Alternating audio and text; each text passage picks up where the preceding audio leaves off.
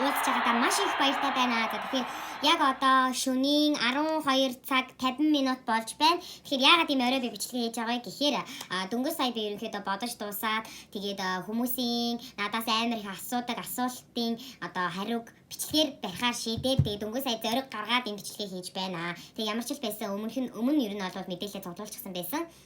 Ерөнхийдөө мэддэг болохоор яг одоо бичлэгээ хийхэд бэлэн болсон байна. За тэгэхээр өнөөдөр юуны тухай бичлэг хийж байгаа вэ гэхээр хятад хэлний HSK шалгалтын тухай амар олон хүмүүс надаас HSK гэж юу юм бэ? HSK-ний талаар оруулаад өгч төхөө гэж ер нь асуудаг. Хятад хэл бас сурахыг хүсэж байгаа хүн болгонд HSK маш их хэрэгтэй гэдгийг би хэлсэн юм аа. За тэгэхээр за дуудаарай. За HSK гэж юу вэ гэхээр хятадаар болохоор Han Yu Shui Ping Hao Shi гэж хэлж байгаа. За тэр нь юу вэ гэхээр хятад хэлний түвшний шалгалт гэх юм уу монголоор. За тэгэхээр левел шалгадаг шалгалт гэсэн үг. За тэгэхээр хятад хэл анх сурж байгаа бүх гадаад хүмүүс зориулсан тийм шалгалт. За HSK яагаад өгөх хэрэгтэй вэ гэдэг талаар одоо ярив. Хэрвээ та одоо хятадд сурахыг хүсэж байгаа бол тэтгэлэгт хамрагдахыг хүсэж байгаа бол HSK шалгалт маш их хэрэгтэй. Доор хаж бакалаврын 4 HSK 4 HSK 5 заавал тэнцэн байх хэрэгтэй. Энэ бол одоо хятадд сурахыг хүсэж байгаа гадаад оюутнуудад тавигддаг ерөнхий юм шаардлага байгаа. За тэгэхээр HSK маань одоо 6 хүртэлх 1-6 хүртэлх юм үе шаттайгаар явагддаг. За тэгэхээр энэ шалгалтыг та хэдэн төгрөгөөр өгөх вэ гэхээр за HSK 3 болохоор 350 гэдэг одоо энэ компьютер дээр та нар өгөхийг хүсэж байгаа бол тэгж өгнө. HSK 4 450, HSK 5 550, HSK 6 650 yen. За тэгэхээр Монгол мөнгөөр одоо хэдэн төгрөг вэ? Сайн мэдэхгүй байна. За Монголдаас HSK өгч болдог. Тэр нь хаана гэхээр күнд дээр мөс хоёр дээр гэдэг күнд гэдэг шүү дээ. Тэрэн дээр бүртгүүлээд HSK өгч болно. HSK шалгалтыг өгч болно. Эсвэл мобис дээр бас HSK шалгалт өгөөд байдаг. Гэтэ би сайн энэ талаар мэдэхгүй. Энэ талаар та нар күнд юм уу? Тэ Монголд байдаг тэр хятад хэлний сургалтын төвүүдээс залгаад асууж болно. За би энэ талаар сайн мэдэхгүй учраас энэ талаар ингээд хаалаа.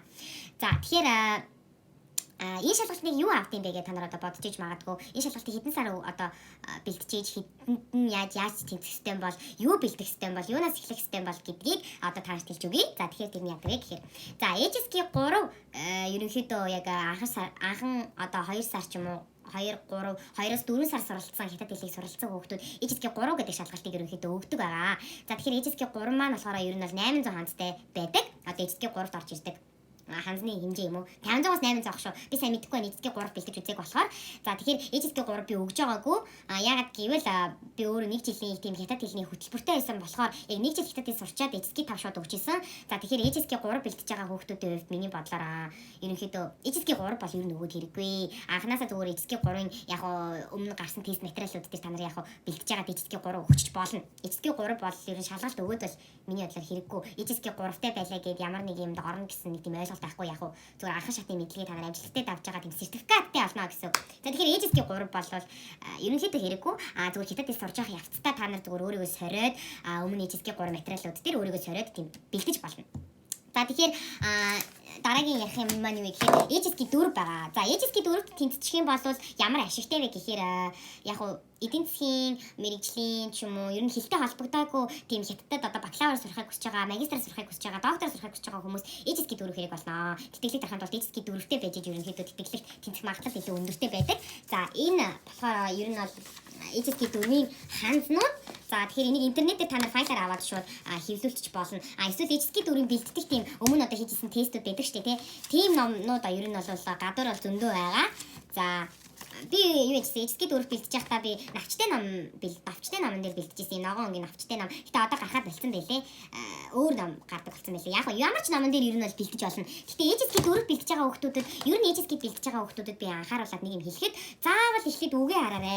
Үгээ заавал цээжлээрээ. Ханзнуудаа хамгийн түрүүнд одоо бичээд мэдээд уртхыг ойлгоод сурцсан байхад та нар тестээ хийхэд илүү амар болно. Шууд битгий номон дээр хийгээрэй. Яагаад гэвэл та нар тэр одоо тэг жишээлбэл нэг их дээр ажиллах байлаа гэж бодоход одоо тэр reading гэдэг хэсэг одоо байгаа шүү дээ. Одоо Ведо гэдэг хэсэг. За тэр хэсэг дээр одоо та нар бүх үгээ орчуулаад дуусчихна. Ерөөсөө ингэж юу ч ойлгоогүй та нар бүх үгээ дээр нь орчуулж бичсээр байгаа. Тэгээд ямар нэгэн хариулт сонгоод ямар ч утгагүй зүгээр HSK 4 ингэж бэлдсэн бэлдээгүй болдог. Номон дээр шууд бэлтгэе. Тэгэхээр миний хэлэх зөвлөгөө олвол HSK бэлдэж байгаа хүүхдүүдэд хамгийн түрүүнд анхааруулж хэлэхээр заавал үгээ бэлд. Үгээ бэлдсэн байхад ном болвол үнэхээр амархан санагдана. Тэгэхээр үгээ байн харна гэсэн үг. За HSK-д ер нь бол HSK 4-т бол одоо бүр анхан шатны мэдлэгээс эхлээд яг хүн өөрөө хичээж чадвал 5 сарын дотор за Багадаа 5 сарын дотор ер нь бол эжисгий 4-т та тэнцэж чадна гэсэн үг. Хэрэг өдөр алган өдөрт 3 цаг хятад хэллэг та тогтмол сууж хийдэг бол 5 сарын дотор эжисгий 4 бол үнэхээр амархан.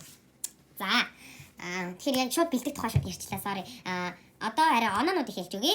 За ер нь бол эжисгий 3, 4, 5 бүгдээрээ 6 ч гэсэн 180-аас дээшээ байх юм бол хэрэг та 180 одоо онооноос дээшээгээ авч чадах юм бол та одоо тэнцэн гэсэн үг. 280 гэдэг лөө хамгийн дээд онооч нэг. За 250-аас 80 хооронд байдаг баха. Хамгийн дээдлийн оноонууд ер нь бол ийм байдаг. За тэгээд эцгийн 5 өгж байгаа хүүхдүүдэд болохоор хандаж хэлэхэд 160 хэрвээ эцгийн 5 дээр авах юм бол та эцгийн 4-т тэнцэнтэй ер нь ялгаа авахгүй болно. Гэхдээ сертификатн дээрээ тэнцэн гэж авах чадахгүй эцгийн 5 бол. За эцгийн 4-ийн талаар дахиад нэг жоохон ярьчих. За тэр нь юу вэ гэхээр эцгийн 4 болохоор дотроо 1200 ханцтай. Ер нь бол 1200 ханцын дотор эргэлдэж орж ирдэг гэсэн үг. Тэгэхээр миний хэлэх гээд байгаа юм юу вэ гэхээр хамгийн түрүүнд ханзаасаа хараарэ. Тэгээд юуны түрүүнд те ханзаа хараагүй ээж шууд ингээл номоо хийчдэг. Тэгээд юугаач ойлгохгүй тэгэл эцгийн 4 өгдөг. Тэгэл нөгөө үгээч мэдэхгүй хүүхдүүд чинь аваачаад номоо хийцэн гэд өөртөө амар бахархалтайгаар ингээд ямар ч хэрэггүй бахан хичээл мөнгө өрцөн байдаг. Ер нь бол ингэж хэрэггүй шүү. Миний ямын түрүүнд хэлэх гээд байгаа юм гэвэл ер нь бол хятад хэл анхан суралцж байгаа бай. Одоо суралцж байгаа бай. Ер нь эцгийн бэлтэж байгаа хүүхдүүд хандаж хэлэхэд заяа. Заавал үгээ хэлж хараарай юм. Өгнүүд байдаг. Одоо яаж харуулсан? Ингэж харуулсан юм. За мэдгүй ямар ч хэлсэн би зургийг аваад тэгээд энд оруулчих. Заяа. Үг. За эцэсгийн 4 хүүхдэн байхад ерөнхийдөө зарим нэг байгууллагуудад болохоор юу яаж болдог гэж сонсч ирсэн юм байна. Орчуулагчаар яаж болдог гэж сонсч ирсэн байна. Эцэсгийн 4 хүүхдэн байхад бол та ер нь хятадууд одоо хоорондоо ярилцдаг анхан шатны тийм ярианы одоо хэлхэлтэй болно гэсэн. Тэр нь яадаг вэ гэхээр одоо жишээлбэл нэг хоолны газар ороод дуртай хоолоо шууд одоо давсын даг авдаг ч юм уу те. Давсыг нэхтүүлээд ч юм. Эсвэл халуун ногоо битгий хийгэрэй гэж хэлж чаддаг болно гэсэн. Эцэсгийн 4 хэрэг өгч юм бол. За эцэсгийн 5 яадаг вэ гэхээр за нэр би нэг юм яриг юм. За эцэсгийн 4 дээр болохоор юу яадаг яг ямар юм байдаг гэхээр дотор нь заяа юу яадаг сонсох тэгээд унших за тэгээд өгүүлбэрүүдийг байранд нь оруулах ийм тестүүдийг та нар бэлдэнэ. Эцэсгийн 5 дээр болохоор эдгээр дээр нэмэгдээд юу ороод ирчихэж байгаа юм. Эсээ ороод ирчихэж байгаа. Энэ зураг хараад тэгээд доор нь ингээд эсээ бичнэ гэсэн. За эцэсгийн 5 одоо эцэсгийн 5-ын талаар ярив. За эцэсгийн 5 яадаг вэ гэхээр эцгийн 5-д юу н бэлдэж байгаа хүүхдүүдийг бол би байнга эсээ бичээрэй гэж хэлмээр байна. Ер нь бол одоо тэгээд өмнө тэр номон дээр байгаа өмнө одоо тэр орж иржсэн өмнөх дээр үе материалууд дээр одоо орж иржсэн зургийг хараад эсвэл өгнүүдэн дээр ашиглаад эсээгээ байнга бичээрэй гэж хэлмээр байна. Ханзаа ер нь байнга цээжлээрээ, пинийн сайн одоо цээжлээрээ тэгээд байнга хятад найзуудтайгаа мессеж бичээрэй. Эсвэл одоо тий хэрвээ та хятад байдгүй хятад найзгүй болвол ер нь бол хятадаар одоо ингээ утсан дээр байнга пиний нэрээ бичээрэй гэсэн. Хэрэг компьютер дээр өгч байгаа бол за хэрвээ гараар өгч байгаа бол өдөр болгон ядаж доор хаяж 2 цаг та нар эцгийн 5-ын номыг эргүүлэх ёстой. Эцгийн 5-ын ханзыг харах ёстой. Эсээгээ байнга бичих ёстой. За эцэсгийн 5 бол ерөнхийдөө 4-ийг бодвол жоохон хүнд ягаад гэвэл орж иж байгаа тэр нөгөө нэг унших одоо тэр reading хэсэг дээр ерөнхийдөө юу яадаг байгаа жоохон юм толгой эргүүлмээр тиймэрхүү асуултууд орж ирнэ. За эцэсгийн 5 бол нэг иймэрхүү байна. Тэгэхээр эцэсгийн 5 та өгчих юм бол ер нь бол хятад хэлний бас тэг гайгүй төвшөнтэй гэдгийг үнэлэгдэнэ. Тийм болохоор хятад хэл сурж байгаа хүүхдүүдэд хандаж хэлэхэд ерөнхийдөө жилийн дотор заавал эцэсгийн 5 тэнцээрээ. Энэ бол одоо хятад хэл сурж байгаа хүүхдүүдийн хувьд одоо тийм амжилт гэж ер нь ойлгож болно. Одоо эцэсгийн 6-ны талаар ярив. За мэдээж хэрэг эцэсгийн 6 бол одоо гүн гүнзгий тэгээд эсээ бас юу яадаг эсээ ер нь бол найруулж бичнэ. Тэгээд эсээгээ хураана тиймэрхүү юмнууд байдаг санагдаж байна. HSK 6-гийн талаар ерөнхийдөө сайн мэдэхгүй гэхдээ ер нь сонсч ирсэн. За тэгээд одоо HSK K гэдэг нэг шалгалт гараад ирсэн. Тэр нь 6-гийн одоо дээдл. За 6 л гэх юм уу та. Тэр нь болохоор одоо HSK Koyu гэж байгаа. Хаа shopping coach Koyu одоо Koyu гэдэг нь болохоор яриа. Одоо энэ хятад хэлний ярианы шалгалт гэх юм уу. За тэгээд ярианы шалгалт тийм талаар би бас сонсож байгаагүй. Гэхдээ юу яа гэм шиг үлээ. Одоо асуун чамаас тэнгууд чи хэдэн минутын дотор тэр асуултанд яг зөв одоо дөрмийн алдаагүй ярьж хариулах юм бол тэнцдэг. Тийм шалгалт гарсан байлээ. Хэрвээ та HSK 6-аад одоо тэнцээ те HSK-гээ бас энэ K-гийн шалгалтанд нь хэрэг үнэхээр тэнцэж чадсан байх юм бол та хятадын том сургуулиудад тэтгэлгээр ерөнхийдөө болвол шууд ингээд очно гэсэн үг. Бас ер нь бол тэгээд хятад байгууллагууд ч юм уу хятад хэлний орчуулагч гэвэл та HSK 6-тай байх юм бол мэдээж хэрэг таныг ногоон гэрэл цагаан шугаар шууд таныг ажилд авна. Тийм болохоор ер нь бол хятад сурж байгаа хүүхдүүдэд хандаж хэлэхэд HSK чухал шүү. Юугүй ямар ч утгагүй ямар ч зориггүй битгий хятад хэл хийгээрээ. За тэгээд HSK заавал өгөөрэй. За тэгээд HSK болвол 2 жилийн хугацаатай байдаг. Таны авсан оноо чи 2 жилийн хугацааны дотор та HSK оноотойгоо байна гэсэн. За тэгээд 2 жилийн дуусангууд таны тэр өмнө авч исэн оноо чи ямар ч хэрэггүй болчихно гэсэн үг. За нэг иймэрхүү. За тэгээд миний HSK-ний бичлэгийг өөрөө нэгээд ерөнхийдөө дуусчлаа. Тэгээд өөр нэмж юм хэлэх юм баг байхгүй дээ. Тэгээд битгий цагаа өөрөөрэй хэрэг хятад хэл сурахыг хүсэж байгаа бол ер нь бол миний хувьд шууд эцгийн тийм материал ажиллаа тий. Зөвхөн шууд үгээ аваад өгүүлбэрээ зохиож бичээд байнга үгээ хараад ерөөсөө номоо хараад энэ л чухал. Ерөөсөө зоригтой бай, ямар ч зориггүй хятад хэл битгий сур. Өдөр болгон зүгээр дуу сонсонгоо хаант бичээд ямар ч хэрэггүй, ямар ч юм хийжлэхгүй. Тэрний оронд зүгээр үзэж байгаа тий. Одоо энэ үгнүүдээр та нар юу гэдэг? Өдөрт одоо энэ үгнүүдээр та нар өгүүлбэр зохиож бич. Ядаж үнэхээр хятадаар ус цас шиг ярихыг хүсэж байгаа бол энэ өгүүлбэрүүдээр та нар өгүүлбэр зохиогоод тэрнгээр яар өөртөө. Зүгээр л энийг орон дээрээ сууж байгаа л орон дээрээ унтахаас өмнө хөвтгээс өмнө та нар ингээд энэ үгнүүдээ хараал бай. Номоо би хийхээс өмнө шүү дээ. Тэгвэл амжилтанд хүрч чаднаа. Ядаж доор хажтээ өдөрт хятадээ сууж байгаа бол өдөрт доор хаж 2 цаг суу.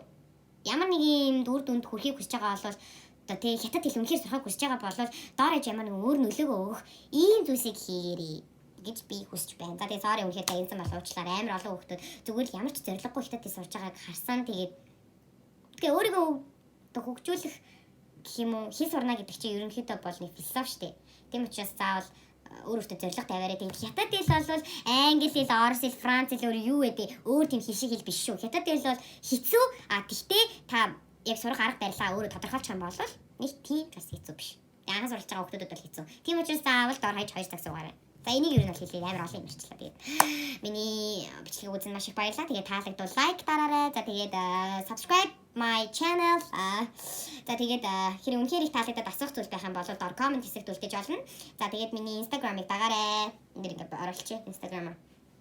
За тэгээд баярлалаа миний бичлэгийг үзэн. За тэгээд ямар ч гэсэн энийг үзэж байгаа хүмүүстээ сайхан амраарай гэж хэлчихье. Баярлалаа.